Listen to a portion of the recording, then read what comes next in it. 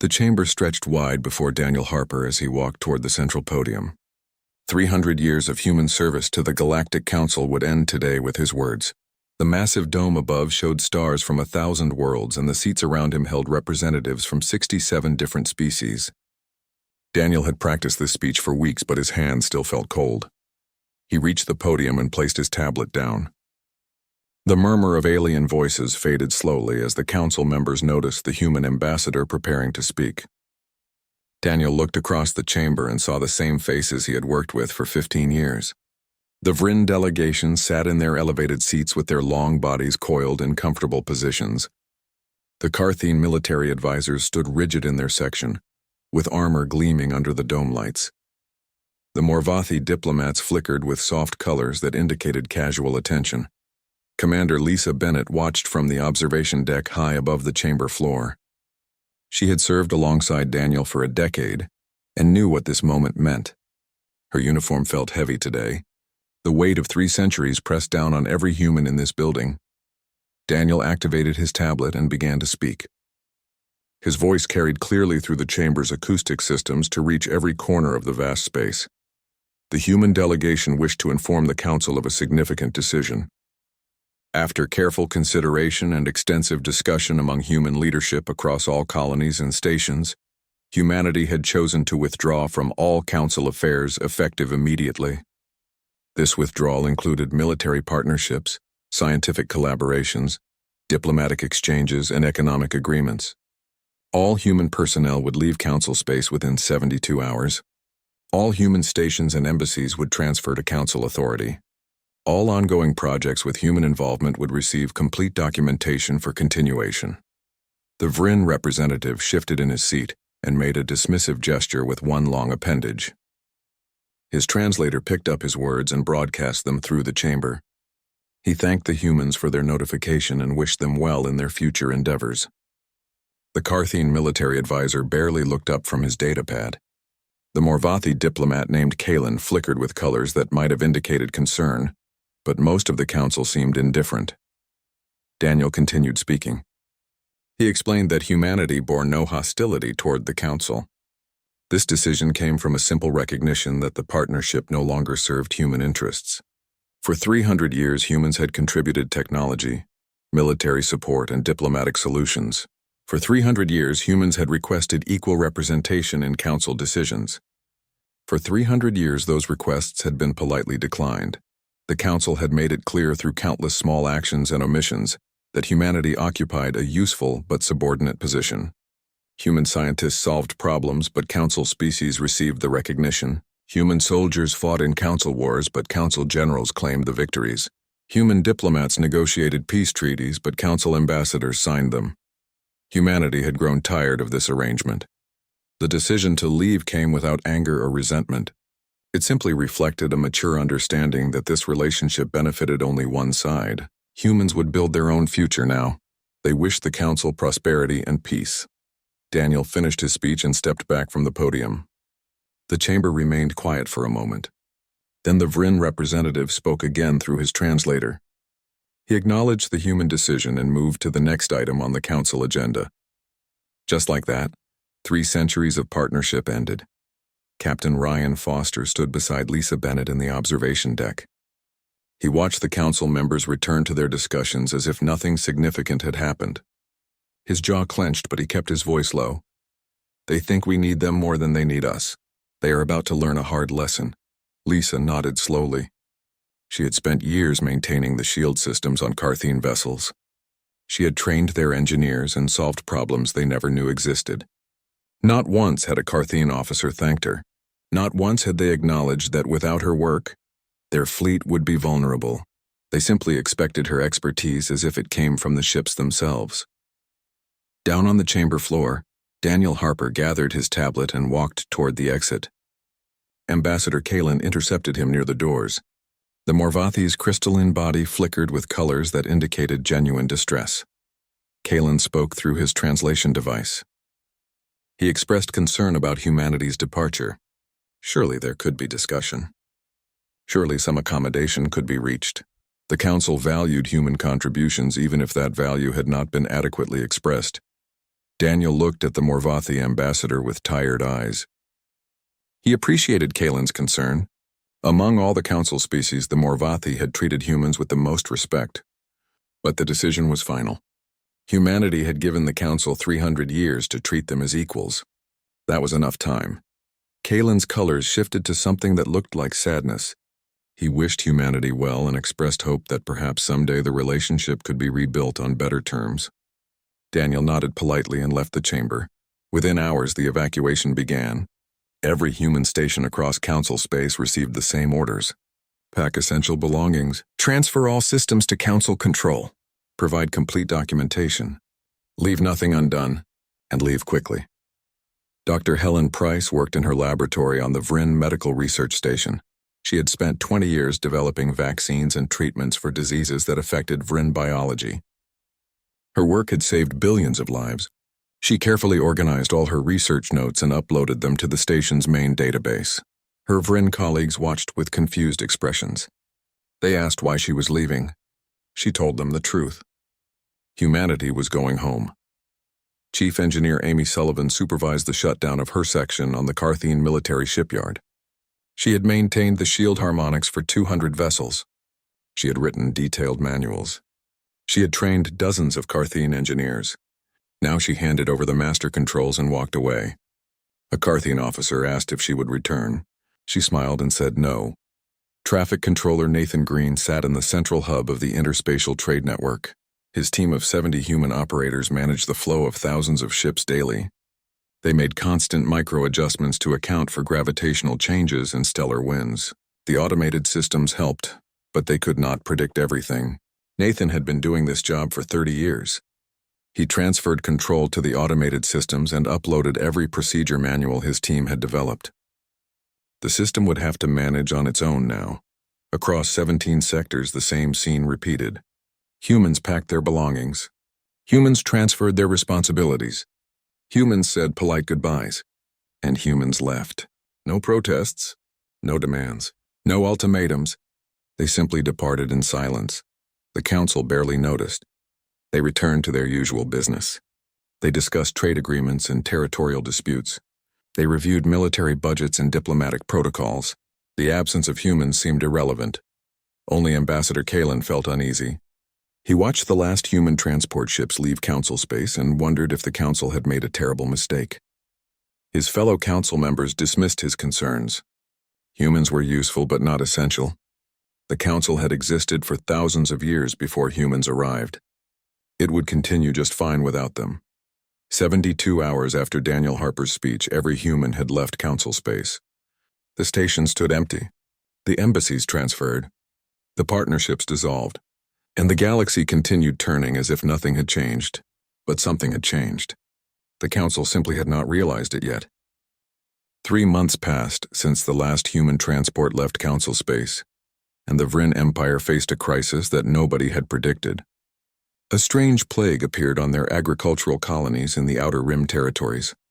The disease spread fast through the crop fields and then jumped to the Vryn workers themselves. Within weeks, 17 colonies reported the same symptoms. The sick Vryn developed respiratory problems and their long bodies became weak. Thousands died in the first month. The Vryn Minister of Science, Zhao, wanted an emergency meeting with his top researchers. They gathered in the central laboratory on the Vryn homeworld and began working immediately. The minister demanded answers and solutions. His researchers worked day and night analyzing samples from the infected colonies. They ran tests and created models. They tried every treatment protocol in their databases. Nothing worked. The plague continued spreading. More colonies reported infections. The death count climbed into the hundreds of thousands. Food production stopped on the infected worlds. Supply lines began breaking down. Panic spread through Vryn space as citizens realized their government could not stop the disease. The lead researcher finally approached the minister with disturbing news. He had been searching through the medical archives looking for similar plagues from the past. He found 17 cases over the last century where diseases like this one had appeared. In every single case, the solution came from human researchers. Dr. Helen Price had developed the adaptive vaccine technology they relied on. Dr. Kevin Ross had created the rapid response protocols they used. Dr. Patricia Lane had pioneered the genetic analysis methods that identified mutation patterns. The minister stared at his researcher in disbelief. He asked how much of their medical advancement came from human work. The researcher pulled up the statistics. Over the past 100 years, 70% of their medical breakthroughs had human contributors. The Vryn had built their entire medical system on a foundation of human knowledge. The minister ordered his team to recreate Dr. Helen Price's vaccine technology. The researchers tried their best. They studied her papers and followed her procedures. They understood the basic concepts, but the details escaped them. Helen had an intuitive understanding of how diseases adapted. She could predict mutations before they happened. The Vryn researchers could only react to changes after they occurred. Weeks passed and the researchers made slow progress. They developed a vaccine that worked on the current strain of the plague. But by the time they distributed it to the colonies, the disease had mutated. The vaccine became useless. They went back to their laboratories and started over. Another month passed. Another 100,000 Vryn died. The Vryn people began asking difficult questions. Why had they relied so heavily on human expertise? Why had they not learned these skills themselves? Why had they let the humans leave without understanding what they would lose? The Vryn government had no good answers. They had taken human contributions for granted. When Helen Price solved a problem, they simply accepted the solution and moved on. They never studied how she reached her conclusions. They never developed their own experts to her level. They had become dependent without realizing it. Meanwhile, in Carthian space, a different crisis emerged. The Carthian Confederacy maintained the largest military fleet in Council space. Their warships patrolled the borders and kept peace through strength. The Carthian took great pride in their military power. They considered themselves the protectors of the Council. A routine patrol near the border territories encountered a minor asteroid field. The lead battlecruiser activated its shields and entered the field at standard speed. Suddenly, the shield harmonics destabilized. The entire shield network collapsed in seconds. Asteroids struck the unprotected hull. The battlecruiser lost power and drifted helplessly. The crew evacuated in emergency pods. The ship was a total loss. The Carthian High Command ordered an immediate investigation. Military engineers examined the wreckage and reviewed the ship's final data recordings. What they discovered shocked everyone. The shield system had developed a critical flaw in its harmonic resonance. The flaw had been building for months. Without constant adjustments, the shields would eventually fail catastrophically. The chief investigator pulled up the maintenance records.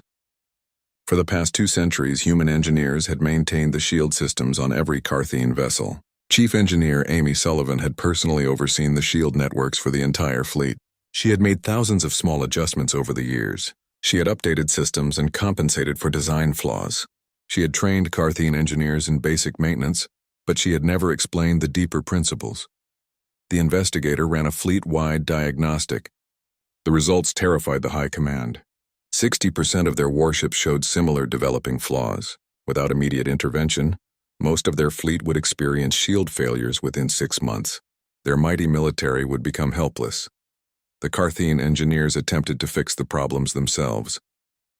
They studied Amy's manuals and followed her procedures exactly. But the manuals only covered routine maintenance. They did not explain how to solve complex harmonic problems. They did not teach the intuitive understanding that Amy had developed over decades of work. The Carthian High Command made a difficult decision.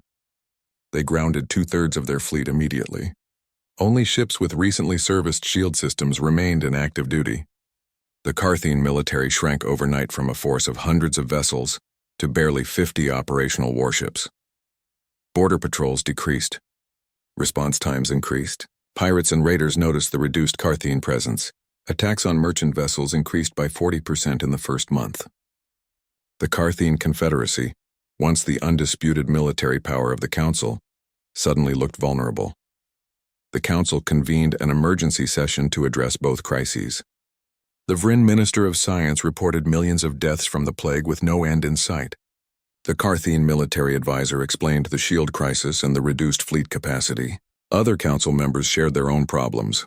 The Morvathi reported that their educational systems were failing. Human teachers had developed most of their advanced curriculum. Without humans to train new teachers, the quality of education was declining rapidly. The Thessian delegation explained that their environmental systems needed constant adjustments. that only human technicians seemed able to provide.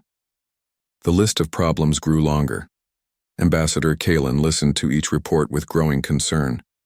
He had warned the council about this possibility. Nobody had listened. Now the evidence was undeniable. Humanity had been far more important to the council than anyone realized. The Vryn representative spoke up. He suggested they contact the humans and request assistance. Surely humanity would help if they understood the severity of the crisis. Surely humans would not let millions die over a political disagreement. Kalen shook his head slowly. He reminded the council that this was not a political disagreement. Humanity had not left in anger. They had left because the council treated them as useful tools rather than equal partners. For 300 years, humans had asked for respect. The council had given them tasks instead. The Carthian advisor argued that the past did not matter now. Lives were at stake.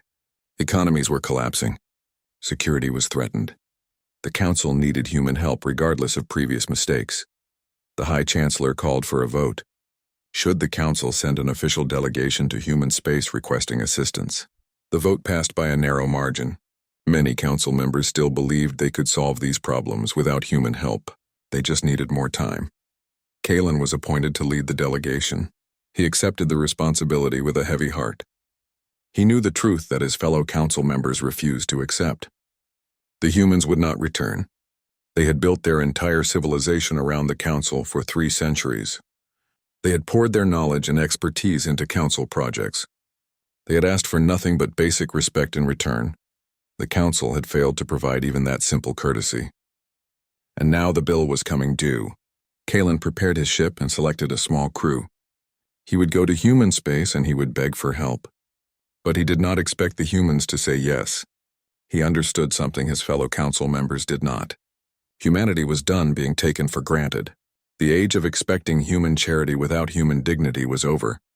The council had 3 centuries to learn this lesson. They had wasted every single day. 6 months had passed since humanity left council space, and the interspatial trade network began showing signs of serious malfunction. Ships took twice as long to reach their destinations. Transit corridors that once provided smooth passage now caused delays and confusion. Merchant captains reported strange fluctuations in the hyperspace lanes. Some ships arrived days late. Others experienced dangerous turbulence during transit. 3 vessels disappeared completely without any distress signal or trace. The council's economic ministers met in emergency session. Trade formed the backbone of galactic civilization. Every member species depended on the reliable flow of goods between systems. Food, medicine, technology, raw materials all traveled through the network daily. Any disruption threatened billions of lives across hundreds of worlds. The chief network administrator presented his findings to the ministers. The automated systems that controlled the network were functioning within normal parameters. All diagnostic tests came back clean. The hardware showed no defects. Yet somehow the network was falling apart. Transit times increased every week. More ships reported problems. The disappearances continued.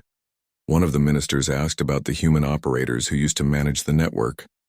The administrator pulled up the old personnel files. Traffic controller. Nathan Green had led a team of 70 human operators for 30 years. They worked in shifts monitoring the network flow. They made constant small adjustments to compensate for gravitational changes, stellar winds, and quantum fluctuations in the hyperspace corridors. The minister looked confused. He asked why adjustments were necessary if the automated systems controlled everything. The administrator explained that the automated systems handled routine operations perfectly well. But space was not static. Stars moved. Gravity fields shifted. Solar storms erupted. Quantum effects created unpredictable variations. The automated systems could detect these changes, but they could not predict them. Nathan Green and his team had developed an intuitive feel for the network over decades of constant monitoring. They anticipated problems before they occurred. They made micro-adjustments that kept traffic flowing smoothly. They compensated for factors that the automated systems could not calculate. When a solar storm approached a major transit corridor, Nathan would reroute traffic hours before the automated systems registered the danger. The minister asked why this capability had not been programmed into the automated systems. The administrator had no good answer. The humans had tried to explain their methods, but the council engineers never fully understood. It seemed like instinct more than science. Nathan could look at a pattern of data and immediately know what adjustment was needed. He could not always explain why. He just knew. Now Nathan and his entire team were gone. The automated systems tried their best to manage the network alone. They reacted to problems as they occurred, but they could not predict. They could not anticipate. They could not feel the flow of traffic the way human operators had. The network was dying slowly and the council had no solution. Ambassador Kalen volunteered to investigate the situation personally. He traveled to the central hub where Nathan Green had worked. The facility was massive and mostly automated. Computer systems filled enormous rooms with blinking lights and humming processors. Kalen walked through the empty control center where Nathan's team used to sit. Their workstation stood dark and unused. Kalen accessed the system logs and began reviewing the data from the past 6 months. He compared network performance before and after the humans left. The difference was staggering.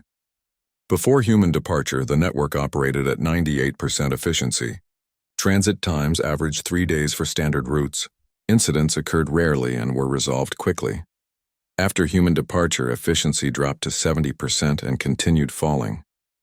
Transit times climbed to 6 days and kept increasing. Incidents happened daily. 3 ships had vanished completely. Kalen felt a cold weight settle in his chest as he understood the scope of the disaster. He dug deeper into the historical records. For the past 50 years, humans had been quietly fixing fundamental flaws in the network's architecture. The original designers had not anticipated certain quantum effects. Nathan Green discovered these problems early in his career. Instead of reporting them and causing panic, he and his team simply compensated for the flaws with their constant adjustments. The council had never known the network had design problems. The humans had hidden the truth to avoid creating fear. They had carried the burden of keeping everything running smoothly. And when they left, they had uploaded complete documentation of every issue they had been managing. The council engineers had access to all of Nathan's notes and procedures, but having information was not the same as having understanding. The council engineers read Nathan's explanations. They studied his adjustment patterns. They tried to implement his methods.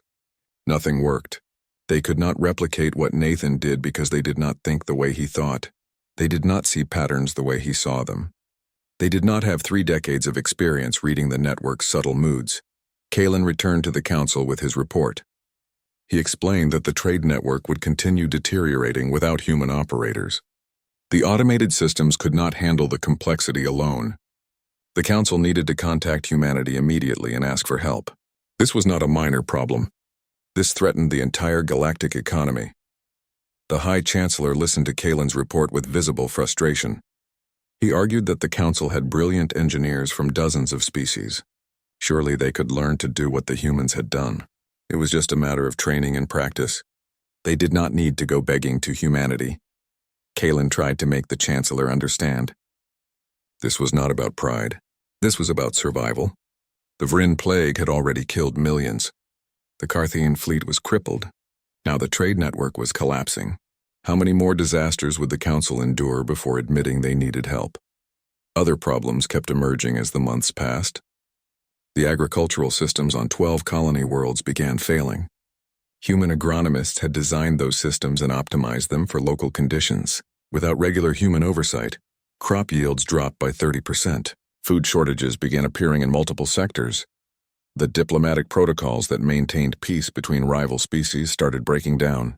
Human mediators had spent centuries learning the subtle cultural differences between species.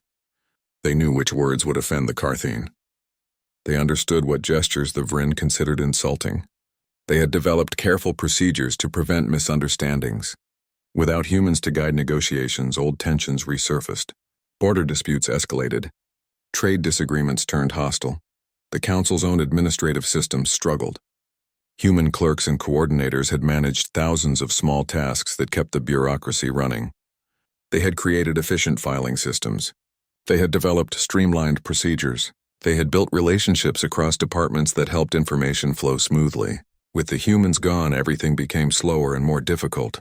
Simple requests took weeks instead of days. Documents got lost. Communication between departments broke down. Ambassador Kalen watched the council deteriorate day by day. He tried repeatedly to convince his fellow council members that they needed to contact humanity. Each time he was outvoted, the other species clung to their pride. They insisted they could solve these problems themselves. They just needed more time, but time was running out. The Vryn plague spread to new colonies. The Carthene fleet shrank further as more ships developed shield problems. The trade network continued its slow collapse. Food shortages worsened. Diplomatic incidents multiplied. The 1,000-year peace that the Council had maintained was crumbling. Kalen made a decision. He would defy the Council and travel to human space on his own authority. He would find humanity and he would beg them to return. He would offer whatever apologies were necessary. He would promise reforms and changes. He would do whatever it took to convince the humans to help. He knew his chances of success were small. The humans had every right to refuse. They had given the Council 3 centuries of loyal service. They had asked only for basic respect in return. The Council had failed to provide even that. Why would humanity help them now? But Kalen had to try. He had to believe that somewhere in the human character was enough compassion to overcome justified anger. He had to hope that humanity would look past the Council's mistakes and see the millions of innocent lives at stake. He prepared his ship and selected a small crew of Morvati who shared his views. They would leave Council space and venture into the unknown. They would find humanity, and they would discover whether 300 years of friendship meant anything at all. 1 year after humanity departed from Council space, Ambassador Kalen's small ship crossed the border into unknown territory. He had defied direct orders from the High Chancellor to make this journey. His crew consisted of only 5 Morvathi who believed as he did that the Council had made a terrible mistake. They had no official authorization and no backup if something went wrong. They traveled alone into space that no Council vessel had visited in centuries. The navigation charts showed empty sectors beyond the border. The Council had never bothered to explore this region because they assumed nothing of value existed here. Kalen found that assumption insulting now. Humanity had chosen to leave Council space and build their civilization somewhere out here. That decision alone proved there was value the Council had failed to recognize. 3 days into their journey, Kalen's ship detected another vessel approaching rapidly. The sensor operator reported it was a human design but more advanced than anything in the Council databases. The ship moved with a grace and speed that surprised everyone on the bridge. It matched their course effortlessly and established a communication link. A human face appeared on the view screen. Lieutenant Jack Morgan wore a crisp uniform with insignia that Kalen did not recognize. The human looked young, but his eyes held the sharp awareness of an experienced officer. He spoke with polite formality and asked Kalen to state his business in human territory. Kalen explained who he was and why he had come. He described the crises consuming Council space, the plague killing millions of Vryn, the Carthene fleet falling apart, the trade network collapsing, the food shortages and diplomatic failures. He spoke honestly about how the Council had taken humanity for granted for 3 centuries. He admitted that he personally had not done enough to change that situation. He was here now to ask for help and to offer sincere apologies on behalf of those Council members who finally understood their mistakes. Jack listened without interrupting. His expression remained neutral throughout Kalen's explanation. When the ambassador finished speaking, Jack nodded slowly and said he would transmit the request to Earth Command. He asked Kalen to wait while he received instructions. The view screen went dark. 30 minutes passed in tense silence aboard Kalen's ship. His crew flickered with colors that indicated anxiety and hope mixed together. They had traveled so far and risked so much.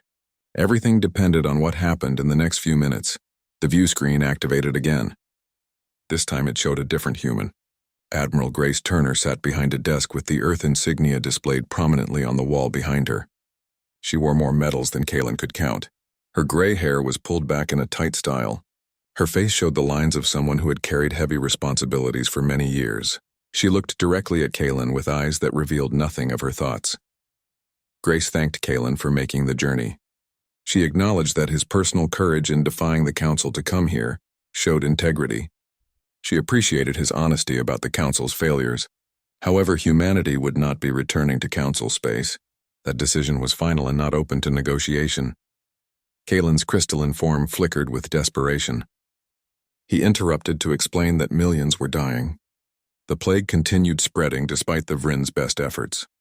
Children were starving on colonies where food production had failed. The entire galactic civilization was collapsing. Surely humanity's compassion would not allow such suffering to continue. Grace's expression hardened. She explained that humanity's compassion had led them to give the Council 300 years of dedicated service. Human doctors had saved billions of Council lives. Human engineers had built and maintained systems that kept entire civilizations running. Human diplomats had prevented countless wars. Human teachers had educated generations of Council children. And throughout those 3 centuries, the Council had treated humans as useful servants and nothing more. Every proposal for equal representation was denied. Every human achievement was credited to Council superiority.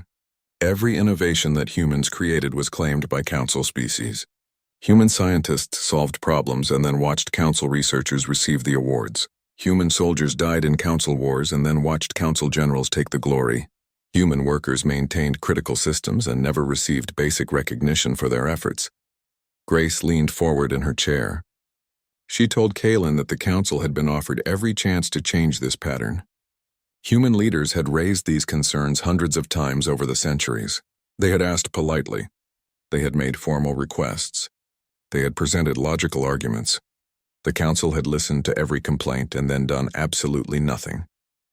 Kaylin tried to argue that some Council members like himself had always respected humanity.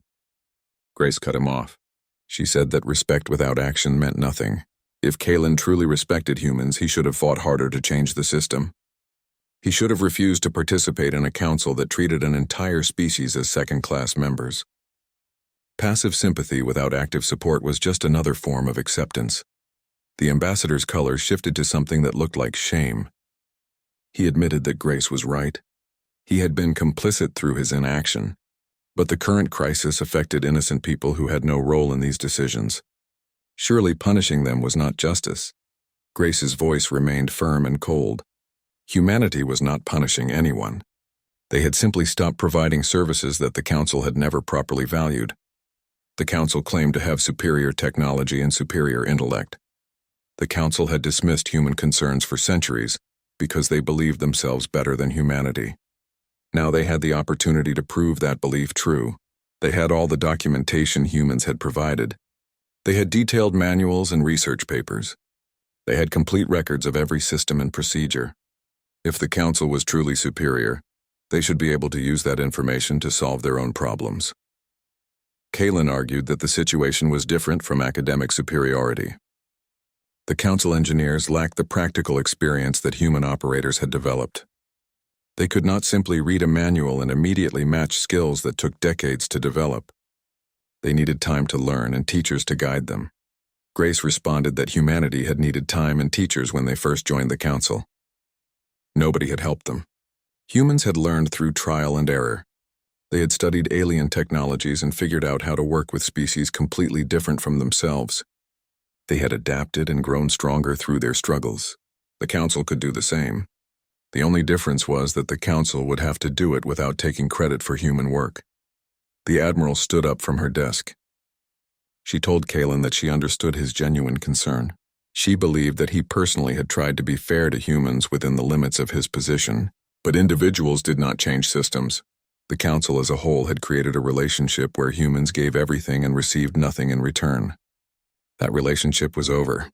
The Council would need to build their own solutions using their own resources. Kaylin made one final plea. He asked if there was any circumstance under which humanity would reconsider. Any terms that might convince them to help. Any way to rebuild the partnership on better foundations. Grace was quiet for a long moment. Then she spoke carefully. If the Council truly changed, if they genuinely reformed their attitudes and their systems, if they learned to value all species equally regardless of origin, then perhaps many years in the future there might be a possibility of renewed contact. But that change would need to be real and deep and proven through actions over time. It could not be desperate promises made during a crisis. It would need to be a fundamental transformation of Council culture. Until that transformation happened, humanity would focus on their own civilization. They had colonies to build and technologies to develop. They had formed new alliances with species who treated them as equals from the start. They had futures to create without waiting for council approval or recognition. They were done being underestimated. They were done being taken for granted. The transmission ended. Kalen stared at the dark view screen for a long time. His crew waited silently. Finally, the ambassador ordered them to return to council space. They had their answer. It was not the answer they had hoped for, but it was the answer they probably deserved. Jack Morgan's ship escorted them back to the border. As they crossed into council territory, Kalen took one last look at the sensors showing human space. Somewhere out there, humanity was building something new, something that did not need council permission or council recognition, something that would grow and thrive without anyone to hold them back. The council had lost something precious and they would never get it back. 5 years had passed since humanity departed from council space, and the Galactic Council existed now as only a shadow of what it once had been. The grand chamber where representatives from 67 species once gathered stood mostly empty these days. Only a handful of delegates still attended the sessions. Most species had withdrawn to focus on their own survival. The 1,000-year peace that the council had maintained so proudly had crumbled into suspicion and conflict. The Vryn plague had finally been contained, but not before killing 3 billion people. The Vryn scientists had eventually developed a working vaccine through years of painful trial and error. They had learned the hard way what Dr. Helen Price had known instinctively. Every breakthrough came slowly and cost lives that could have been saved. The Vryn population would take generations to recover from the losses. Their once thriving agricultural colonies were now monuments to the dead. The Carthian military fleet had shrunk to 1/4 of its former size. Most of their warships sat in orbital graveyards, their shield systems too dangerous to operate. The Carthian engineers had managed to maintain a small number of vessels using simplified shield technology that was far inferior to what they once had. Their patrol routes covered only the most critical areas. Pirates and raiders operated freely in regions that used to be secure. The Carthian Confederacy, once the proud protectors of council space, could barely defend their own borders. The interspatial trade network never recovered from its collapse. Transit times that once took 3 days now required 3 weeks. Entire sectors became economically isolated because the routes connecting them were too unreliable. Merchant captains avoided certain corridors entirely after more ships vanished without explanation. The galactic economy had fractured into small regional markets. Species that once traded freely across hundreds of light years now struggled to maintain contact with their own colonies. Ambassador Kalen stood before the nearly empty council chamber and delivered a report that nobody wanted to hear. The assembly hall that once hummed with dozens of languages in the energy of galactic governance now felt hollow and cold. His voice echoed off walls designed to accommodate thousands of diplomats and visitors. Today, 17 delegates represented what remained of the council's authority. Kalen spoke the truth that most council members still refused to accept. They stood at the edge of a new dark age. Not because humanity had attacked them, not because humans had sabotaged their systems or stolen their technology. The collapse happened because humanity had left them, and humanity had left because the council had never valued them as equals. The Vryn representative interrupted with anger in his translated voice. He argued that humanity had abandoned the council in its time of need. They had selfishly taken their knowledge and skills away when they were needed most. They bore responsibility for the millions who had died. Kalen's crystalline form flickered with colors that indicated both sadness and frustration. He reminded the Vryn that humanity had not abandoned anyone. Humans had served the council faithfully for 300 years. They had solved problems and saved lives and built systems that kept civilization running. They had asked for only one thing in return: basic respect, basic recognition that they were equals. The council had refused to give them even that simple courtesy. The Carthian advisor spoke up. He suggested that the council send another delegation to human space. 5 years had passed. Perhaps human anger had cooled. Perhaps they would be willing to negotiate now. The council could offer them better terms. True equality this time, with full voting rights and representation. Kalen shook his head slowly. He had made that journey 5 years ago. He had spoken directly with Admiral Grace Turner. The message had been clear. Humanity was done with the council. They were not interested in negotiating better terms. They had moved beyond needing council approval or council recognition. They were building their own future with species who respected them from the beginning. High Chancellor Vryn finally spoke from his elevated seat. The Chancellor had aged visibly over the past 5 years. The stress of watching his civilization collapse had worn him down. His long body seemed less imposing now. His voice carried less authority. He admitted something that none of his predecessors would have dared to say aloud. They had been fools. The Council had possessed the galaxy's most innovative and capable species working beside them for 3 centuries. Humans had contributed more to Council advancement than any other species. They had solved problems that nobody else could solve. They had created technologies that transformed entire civilizations. They had maintained systems that billions of lives depended upon, and the Council had treated them as useful servants rather than respected partners. The Chancellor continued with words that came too late to matter. The Council had not lost humanity through some unfortunate accident or misunderstanding. They had thrown humanity away through arrogance and blindness. They had assumed that humans needed the Council more than the Council needed humans. That assumption had been catastrophically wrong. Now the evidence surrounded them on every side. A collapsing trade network, failed military defenses, medical systems that could not handle new diseases, agricultural failures, diplomatic breakdowns, educational decline. Every sector of Council society had depended on human contributions in ways they had never acknowledged. The other delegates sat in uncomfortable silence. Some flickered or shifted in ways that indicated shame. Others showed defiance or continued anger at humanity's departure. But none of them could argue with the facts. The Council had destroyed itself through its own arrogance. Meanwhile, in human space, life had progressed in ways the Council could barely imagine. Dr. Helen Price worked in a research facility on one of humanity's core worlds. She had continued developing medical technologies that would have seemed like magic to the Vryn scientists. Her latest breakthrough involved predictive disease modeling that could identify potential pandemics months before they emerged. She shared her research freely with other human scientists and with the alien species who had joined humanity's growing. Alliance Chief Engineer Amy Sullivan designed revolutionary shield systems for the human defense fleet. Her new harmonics technology operated on principles that made the old Council systems look primitive. Human warships could now travel through hazardous regions that would destroy Carthene vessels. Amy taught her methods openly to anyone who wanted to learn. She trained engineers from a dozen different species. She gave away knowledge that the Carthene would have paid fortunes to possess. Traffic controller. Nathan Green managed an expanding human trade network that connected 200 colonies across 50 systems. The human network operated with efficiency that the Council network had never achieved even at its peak. Nathan had trained a new generation of human operators who brought fresh ideas and innovations to the work. They had also welcomed operators from allied species who were eager to learn. The network grew stronger every year. These humans and thousands like them had built a civilization based on principles the Council had rejected. They valued contribution over origin. They measured worth by action rather than species. They shared knowledge freely because they understood that raising others up made everyone stronger. They had learned from the Council's mistakes and chosen a different path. Admiral Grace Turner stood in her office overlooking Earth's orbital shipyards. Captain Ryan Foster brought her the daily reports. Human territory had expanded significantly in 5 years. New colonies flourished. New technologies emerged constantly. New alliances formed with species who appreciated human friendship.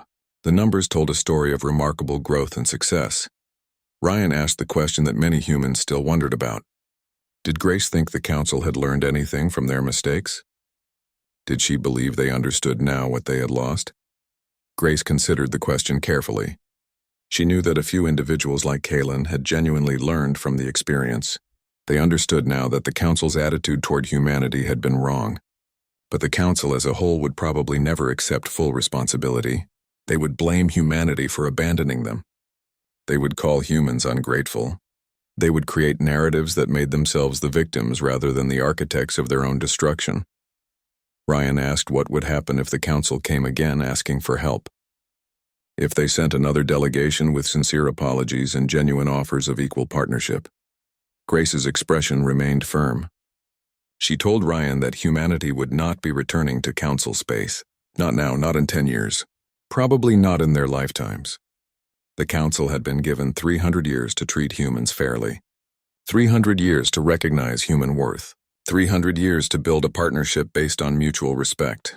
They had wasted every single day of those 3 centuries. Some lessons could only be learned through hard experience. The council needed to struggle. They needed to fail. They needed to understand in their bones what it meant to lose something precious through their own blindness. Maybe after decades of that struggle, after their civilizations had been rebuilt through their own efforts, maybe then they would truly understand the value of treating all species with dignity.